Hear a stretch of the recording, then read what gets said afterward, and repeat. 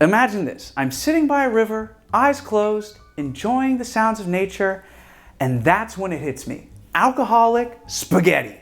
Now this begs a lot of questions. Why would I do this? Why am I like this? But the one that came to my mind was, why was spaghetti the first pasta I thought of? With over 600 types of pasta out there, why not macaroni or fettuccine or macaroncini di campofiglione? Well, it's because spaghetti is the most popular pasta in the world, and that is especially the case here in America. And the reason for that, and even the reason Italian food is such a staple of home-cooked meals today, has a lot to do with the work of one man, a titan of the pasta industry, who was in fact a real person, Chef Boyardee. Hello, may I come in? So come on and take a seat at the bar, and I'll tell you the story of how an Italian immigrant forever changed the way Americans eat, while I make my own version of spaghetti with wine, known as spaghetti all'ubriaco, or drunken spaghetti, where I found a way to use even more wine. Today on Mixing Media.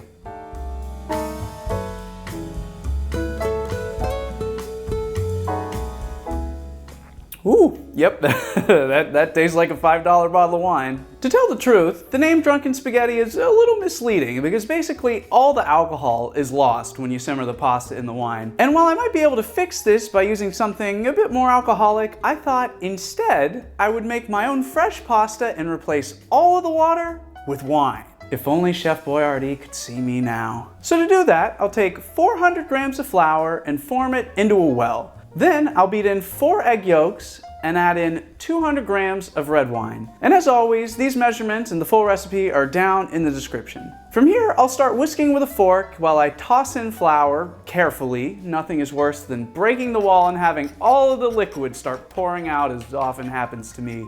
Maybe it's a good time to point out I'm no expert pasta maker. I know enough to get by, but let me know down in the comments if my technique has offended your Italian grandmother. And while you're at it, give the video a like and subscribe too. Once everything gets too thick to whisk with the fork, it's time to start kneading by hand. And at first, it'll seem like it's not coming together, but don't worry, it will. And I wonder if the wine is gonna stain my hands. I might look like I killed somebody by the end of this. So to knead the pasta dough, I try to catch it between the base of my palm and my fingers and then push down and forward. Then I'll rotate it a quarter turn and repeat the process for about 15 minutes or until my forearms catch on fire. It's good to go when the dough is no longer sticky and bounces back when it's poked. This means all the kneading has successfully formed some gluten. I gotta say, I'm a little surprised at how red this isn't. I mean, all that wine in it's only got a slight red tint to it. So now I just need to wrap it in some plastic wrap and put it in the fridge to rest for about an hour. The reason the dough needs to rest is because all that gluten that was formed during the kneading needs a chance to relax. Otherwise, the springiness that gives it the wonderful chewy texture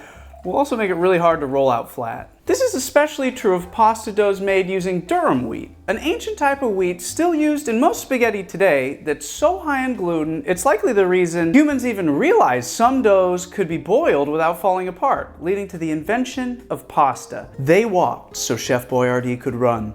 Now the question of who boiled the first noodle is a subject of hot debate, but an essential part of spaghetti's journey to the US. While there's a myth suggesting Marco Polo brought pasta back from China during his travels and an ancient Greek painting depicting what might be spaghetti, a lot of the evidence seems to point towards it being a Middle Eastern invention that spread through traveling Arab armies. I think this is the best explanation because it also explains how a food invented elsewhere ended up as Italian food. Because in the 9th century, Arabic army commander Asad ibn al-Farhat, forgive me if I just butchered that, decided he wanted a beach day. So he conquered the island of Sicily off the coast of southern Italy, bringing with him a love for pasta, which, you know, not a terrible consolation prize for being conquered. Sure, they killed your whole family, but have you tried spaghetti?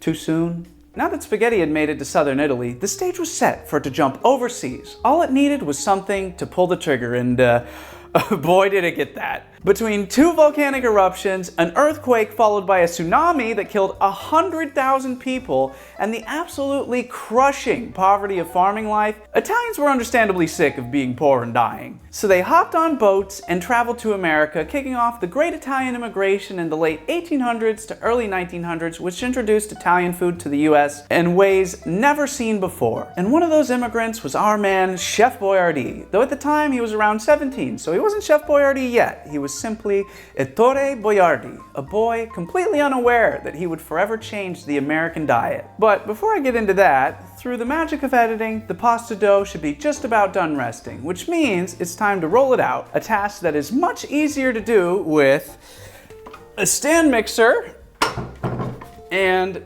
a pasta rolling attachment. I have done it before by hand, and it is possible, but it is painstaking. With these, you just turn on the mixer and run the dough through, decreasing the distance between the rollers each time until it's nice and flat. Folding it into thirds in the beginning also helps it come out more rectangular. Now that all the dough is in sheets, it can be run through the cutter to get our final spaghetti. With that out of the way, I'm going to start boiling some water and throw some olive oil, garlic, chili flakes, and oregano in a pan to aromatize. Just like Chef Boyardee must have done when he came to America and began working in New York's famous Plaza Hotel. Now there's a lot of myth around Boyardee, but his skill as a chef was very real, with him being head chef at the Plaza likely before he even turned 20. And he didn't stop there, because he went on to work at all sorts of other famous destinations, my favorite of which was the Greenbrier Resort, because, if you'll allow me a tangent, it had a secret. It was home to a hidden bunker the size of 2 football fields meant to house all of Congress if the Cold War got a little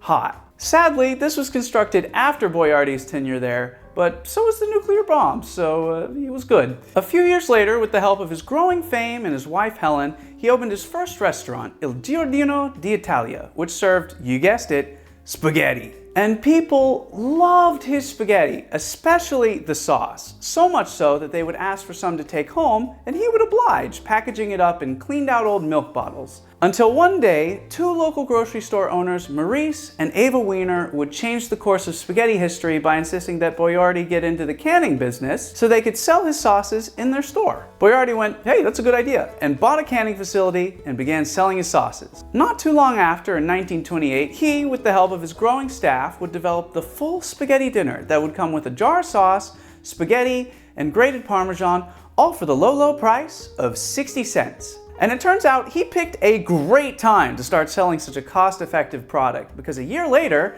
the Great Depression hit. And there weren't many other ways to feed a family of 4 for 60 cents. But he wasn't done spreading the spaghetti gospel, because as the country entered World War II, to avoid the government's tin rationing that would have slowed down his production, he approached old Uncle Sam and said, if you give me all the cans I need, I will keep the soldiers fed. They agreed, and Chef Boyardee officially began manufacturing rations, including his famous spaghetti and meatballs, ramping up his factories to run 24/7 in order to keep up with demand. And even after the military contract ended, the good chef sold the company to a larger conglomerate so it could keep putting out even more spaghetti. Though he would stay on as an advisor and a spokesperson who would appear in commercials. At this point, spaghetti was everywhere, and more than any other type of pasta, was available to be made at home. Combine that with the taste for exotic European cuisine that soldiers stationed in Italy had developed, and I've got my answer as to why spaghetti is America's favorite pasta. But what I still need to answer is whether I can get drunk off spaghetti. With this being fresh pasta, it's gonna cook very quickly, so I only want to boil it for just a few minutes or until it's just about al dente. Then I'll toss it in a pan with my olive oil, a splash of pasta water, and some more wine for good measure. Once the spaghetti is cooked to perfection, I'll plate it up and finish it with some chopped parsley, a bit of parmesan, and just a touch of salt. And we have our spaghetti al ubriaco, now with double the wine. That's pretty tasty, and I definitely get the red wine, though I will say I think all the alcohol has been cooked out. That being said, skip making your own pasta, just use the box spaghetti and cook it in some wine. I wouldn't say that mine tastes really any different because I made it with wine instead of water. Now, one thing I will take points away from this for is that it just kind of looks like, you know, after it rains and the earthworms get kind of flooded out of the grass onto the sidewalk and they get kind of pale. Yeah, it looks like a pale waterlogged earthworm. So yeah, I think this would make the Chef Boyardee proud and probably not drunk. So I guess my goal of making alcoholic spaghetti did kind of fail, but it tastes pretty good, so what are you gonna do? But what do you think about the chef's legacy? Did you grow up eating this canned pasta? I certainly did, and I'm not gonna lie, I hated it. But that's just me. So let me know your thoughts down in the comments. While you're at it, why don't you like, subscribe, and hit the bell too. And if you like my more history-oriented episodes, you'd also probably like the episode I did recently on the history of Japanese whiskey. I'll link it here and down in the description. But with that, I'm Austin, and I'll see you here next week on Mixing Media. Bye-bye.